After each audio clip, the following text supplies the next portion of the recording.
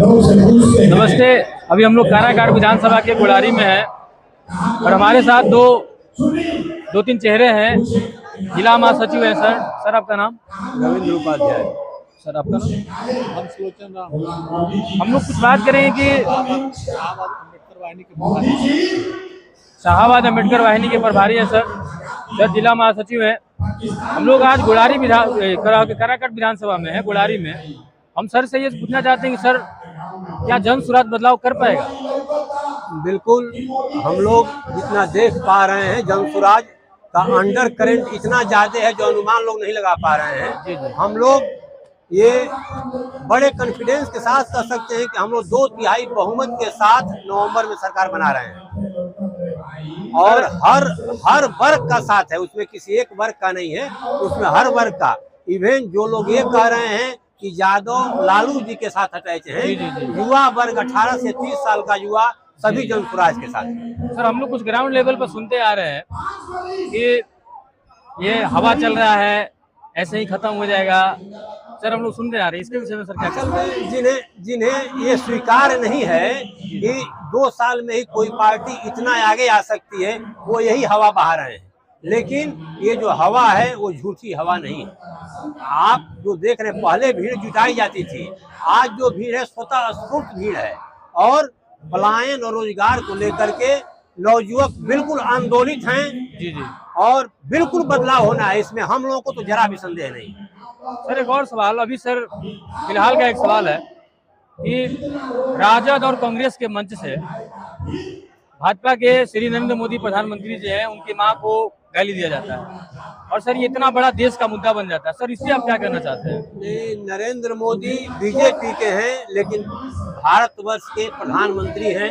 जी। इतने बड़े लोकतंत्र का नेतृत्व जो कर रहा हो उसे गाली देना बिल्कुल अशोभनीय है और उसके लिए जो उचित कार्रवाई हो होनी चाहिए।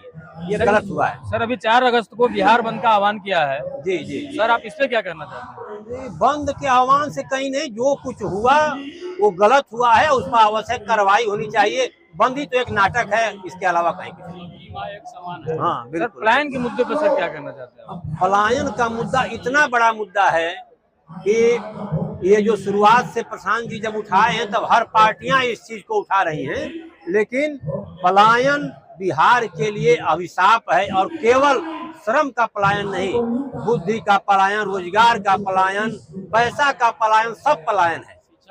शिक्षा का पलायन और जो ये पलायन हो रहा है उसमें सारी युवा पीढ़ियां गायब हो जा रही है बिहार से। बिहार के लिए इससे बड़ा अभिशाप कुछ हो ही नहीं सकता। जब आप और हम इस मुद्दा को उठाए हैं तब हर पार्टियों को समझ में आ रहा है कि नहीं ये बड़ा मुद्दा है, इससे पहले किसी के लिए कोई मुद्दा नहीं था। सर कृषि क्षेत्र में सर जन सुराज का क्या योगदान रहेगा? कृषि क्षेत्र में जो कहा जा रहा है या हम लोग कह रहे हैं कि जन सुराज आएगा तो 5 चीजें हो जाएंगी। जी। उसमें कृषि क्षेत्र में जन सुराज का नाम है कि आप व्यावसायिक खेती करिए, व्यावसायिक खेती करिए, हम आपको मजदूर मुहैया कराएंगे।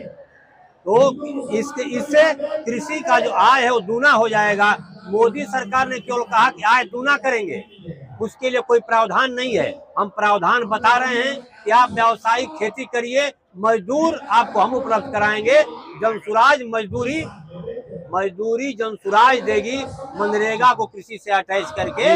ये केवल जनसुराज कह रहा है, कृषि के लिए अपनी योजना यही है। सर अभी हम लोग जहाँ सर देख रहे हैं हर जगह सर एक परिवार लाभ कार्ड बन रहा है। हाँ। सर कुछ लोग पूछना चाह रहे हैं कि सर वो क्या है? नहीं, इसमें कुछ लोगों को गलत हम लोग सुने ग्राउंड लेवल पे सर कि कुछ लोग बोल रहे हैं कि ये मतलब सरकार में भी नहीं है, सत्ता में नहीं है और सर फिर भी ये लाभ कार्ड बन रहा है। तो सर ये बता रहे हैं, ये बताया जा रहा है कि जब जनसुराज की व्यवस्था बनेगी, स्पष्ट तौर पर जानिए, जब जनसुराज की व्यवस्था बनेगी तो ये परिवार लाभ कार्ड का उन्हीं को लाभ मिलेगा जिनके पास कार्ड रहेगा, और नहीं तो उस समय बहुत भीड़ हो जाएगी, उन्हें लाभ मिलने में देरी हो जाएगी जिनके पास कार्ड नहीं रहेगा। और जो 20,000 की बात आपने कही, वो 20,000 कैश नहीं मिलना है, इसको ठीक से समझ लिया जाए। 20,000 रुपए तक का लाभ हर परिवार को मिलेगा, वो रुपया नहीं है।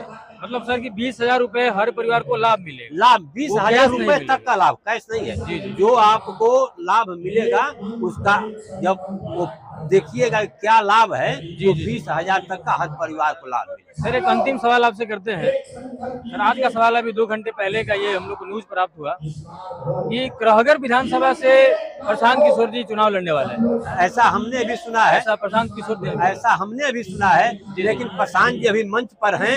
अगर उनके द्वारा जब तक एक घोषणा नहीं कर दी जाती है तब तक यूट्यूब और सर, वीडियो पर तो न्यूज पे सर उनके द्वारा ही घोषणा किया गया है।